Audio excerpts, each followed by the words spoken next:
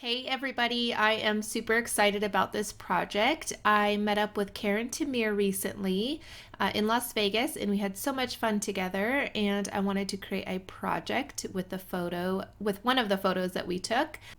Before I get started on the project, if you could do me a huge favor and give this video a thumbs up. Also, if you are new to my channel, I hope you subscribe and hit the bell so you're notified every time that I upload a video. Also, leave me a comment down below letting me know, well, just saying hi. I love reading your comments, and it means a lot to me that you take the time to watch my videos and leave me comments. So I made this project in a recent live stream, and I will have that linked in the upper right hand corner for you if you want to check it out. It was pretty long, it was about 3 hours, but we were just kind of chatting about focal points and kind of building up, uh, a focal point, adding texture to the background, just different things. So it did take a lot longer than I anticipated. But I am doing this video for those of you that are not fans of the live streams. All right, so I started out with a round canvas and I got it from Hobby Lobby. I suggest waiting until they have their canvas. I think they were 40 or 50% off. So I got a couple to play around with. I think I got an 8-inch and a 10-inch. And I'm really excited that they carry round canvases now. All right, I am using a stencil, which unfortunately is no longer available to buy, and some paper texture paste. And like always, I will have all of the supplies listed down below so you could check them out. All right, so typically you want to do stamping before you add any texture, but I like to do things backwards sometimes. I always forget about stamping until after I do the texture, like the paste or modeling paste or whatever, for some reason. I'm not sure why. So if you are working on a project, I would suggest to add gesso, which I did first, and then add stamping, and then add the texture paste. And then now I'm going to add some paint, which is the Impasto paint. I'm using the Aubergine color. I am trying to stick to one side. In the beginning, I wanted it in the center, but then when we got kind of chatting and kind of figuring out where I wanted everything, I really liked the left side of the canvas. So I am going to focus on adding color to that side of the canvas, and then that way it will kind of peek out through all of the embellishments and all of that sort of thing that I'm going to add. So I did add some water to the canvas, and I really like the paper paste because a lot of times paste in general, whether it's modeling paste or the light paste, if you add too much, like if you add more moisture to the paste, it will end up breaking down and just kind of clumping together and becoming a big mess. The paper paste really holds very well when you add more moisture and water or anything else that you add to it. So I really like it. I know I say this all the time, but everybody asks why I like it. That's another reason. Besides how it soaks up the color, it's just really nice, and it's not gritty, but it does have paper in it. So it's like ground up paper. So it's like kind of gritty, but not as gritty as, say, like the sand paste or something. So it's a really nice paste to have. I find it a little bit hard to explain the differences, as like I'm explaining it soaks up the color really well. People are like, well, what do you mean? It's hard for me to explain it. So unless you see it like in person, or maybe I can do a video on it if you guys want. So let me know in the comment section if you want me to do a video where I show different mediums and different texture pastes and how they soak up all of that color. That way maybe I can explain it a little bit better. But anyways, all right, so I am doing something that I absolutely love to do, especially when I have these really harsh lines on my projects. I don't like harsh lines. I like everything to kind of blend really nicely together. So what I'm doing is I take a baby wipe and I pounce it on or in the white gesso, and then I'll kind of pounce some off either on my mat or in the lid like I'm doing here. And I kind of make like a puff ball kind of, and then I kind of smush it and pounce it on to the project, and I go in just a little bit into where the color is, and then I'll blend it kind of out towards the white space because I really want a lot of white space on this project. So this allows me to kind of tone down some of that color, which is a lot for me. Like I said, I don't really like the harsh lines.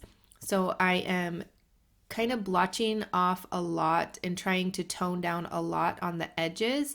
And then I'll go in barely touching the raised areas on that texture paste and that stencil areas, just to kind of help everything blend together. And I really, really wanted those lines to disappear, so I am brushing on some white gesso, and then I will kind of help blend it all out. I do end up adding more color because it kind of got lost behind a lot of, when I added all of the embellishments, a lot of the color got lost. So I do end up adding a little bit more color, but this is something that I like to do for this type of thing. So I could have just added some more water and let the acrylic paint kind of flow out nicely. But if you don't end up doing that, this is a way to kind of fix that issue if you like everything just to kind of blend out nicely. All right, so I'm adding some embellishments. These are kind of random. Some are mold pieces that I had in my bin. I like to make a bunch at a time, and that way I have them on hand and I don't have to stop what I'm doing and make them. I just kind of make my favorites and have them all in a bin. And I have some Finnabair washers, or like I think they're called Rustic washers. And then I have these locks that I have kind of been hoarding. I call it selective use, where I say that I'm saving it for a certain project or the right project, not really hoarding, I guess, because I end up using everything, but I just don't want to use it just on anything, you know? That's my excuse anyways. All right, so I'm adding those right to the edge. And then I have a flower down at the bottom, which I did add some gesso to it, so it's kind of toned down a little bit. And I am just kind of placing things. Let's see what's next. All right, the frame, which is a Prima frame, and I have a keyhole paper clay piece that I have on the edge there. And then I'm wanting to place another mold piece underneath that just to kind of give it more interest. And like I said in the beginning, I am trying to build up my focal point.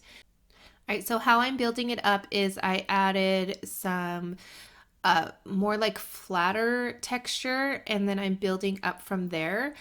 You can do a focal point in the center of a project, on the top, bottom, right, left, whatever you want, and you kind of have to figure out if you want a photo as your focal point, a sentiment, or sometimes I use butterflies or, you know, something along those lines. And you just kind of have to build up so that when you're looking at the project, it's the thing that your eye is drawn to first. So you don't want so much around something that it takes away. I know I kind of get carried away sometimes, and but in the end, like a photo, you really want to stand out more. So that's why it's kind of on, the photo is going to be more on top of all of these embellishments rather than behind all of the embellishments, if that makes sense.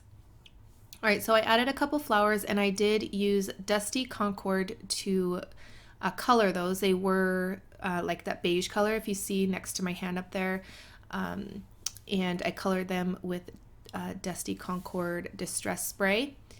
And now I am going to add a chipboard piece from Wow Studio, and I am toning everything down with some gesso because I really wanted this to be more like a muted kind of project, but with that really nice purple color kind of just showing through. And I do this a lot with blues.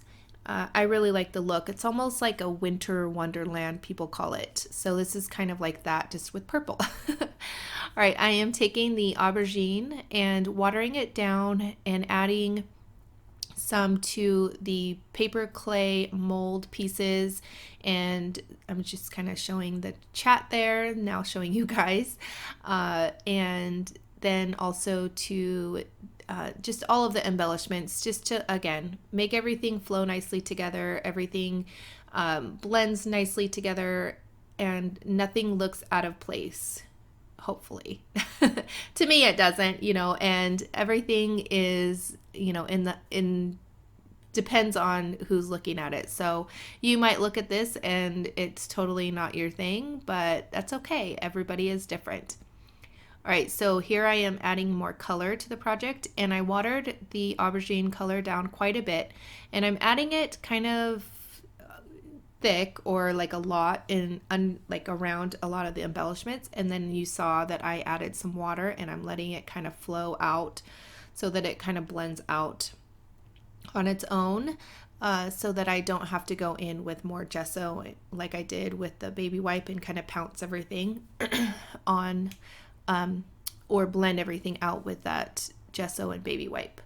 All right, so again, I am doing the same thing, adding the color behind there, and then I'll pick up some of the water is what I'm mainly doing here, because I did add quite a bit of water, but I really like this piece, and I am going to add more color to the embellishments in just a second. Yep, see, you can see here, and I add it, and then I'll add a little bit of water. And what I do to the embellishments is I, excuse me, I brush on a little bit of gesso onto the top, and just to get a lot of the raised areas, and then that way, when I add the color or the spray, the paint, whatever I want to add later, it soaks in to all of like the nooks and crannies, but then it sits on top where all of that texture is, all of those raised areas, if that makes sense. And it looks really cool, and it adds a lot of dimension to the project and the actual embellishment itself. All right, so now I'm going to add some art stones, and I am just adding some 3D soft gel, or I think it's 3D soft gel, to the areas where I want the art pebbles. That way there is a glue that or an adhesive where I am putting the art stones, and then I also mix the gel with the art stones itself. That way they kind of just bind all together.